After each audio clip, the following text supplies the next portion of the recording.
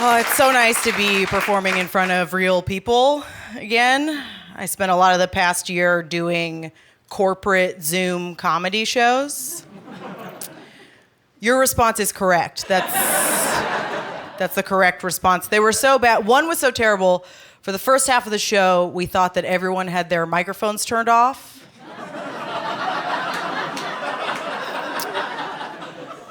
No, they were on. They just weren't laughing at all. And one guy watching, he kept checking his phone. So another comic on the show started asking him, he's like, what's so important? What are you looking at on your phone? Show everyone your phone. So he finally showed everyone his phone, and this guy was looking at LinkedIn. This show is so bad, this guy was looking for a new fucking job. So yeah, it's nice to be here. It's also nice to be traveling more, but I realize I do not know how to travel like a normal person. I was going through TSA, and the TSA lady was checking the waistband of my jeans, and she had her hands in the waistband of my jeans, and I thought that that was a good time to tell her that I liked the way her perfume smelled.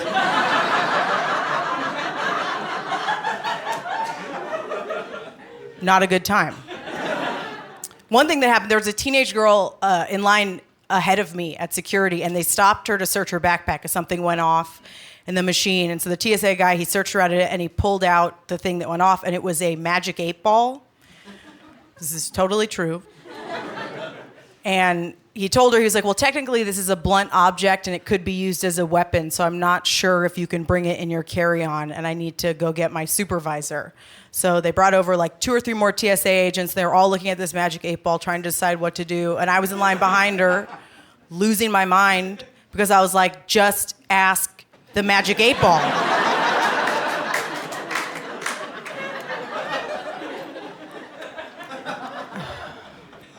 You guys are fun. I've been around a lot of comedy audiences, not just for stand-up. I was a waitress in a comedy club for a really long time.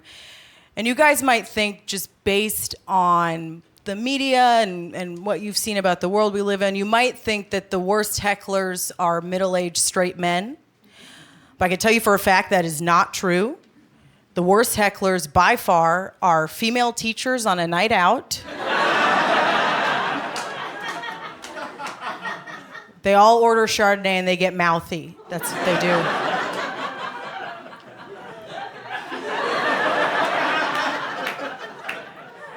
And every now and again, I'll be saying this, and there'll be a woman in the back, and she'll yell out, she'll be like, I'm a teacher, and I'm drinking whiskey. I'm like, well, then you are a middle school teacher. That's how we know what you're drinking. Are you guys drinking? Are people drinking? Yeah? Do you guys know that drink White Claw? You familiar? White Claw, yeah, it's named after the kinds of hands that hold it. Do you guys...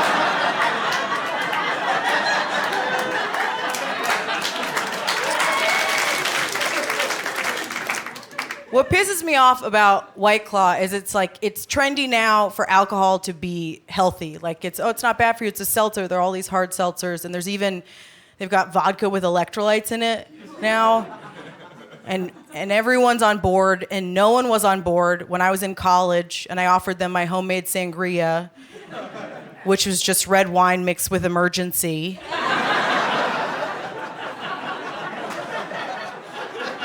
And I could get on Shark Tank with that now.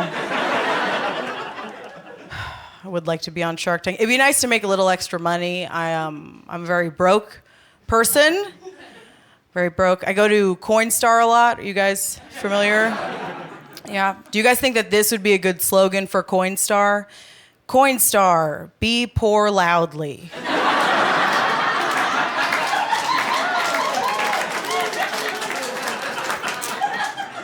Thank you for applauding Coinstar. It's the only applause Coinstar's ever received. So I was so desperate for work a little bit ago that I was like willing to do any job. So I applied to be a cater waiter because I think a job seems more fun if it rhymes. That pretty much did it.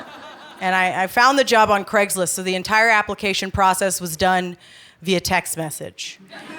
And the lady was like, could you text me any of your relevant work experience, and could you also text me a photo of yourself?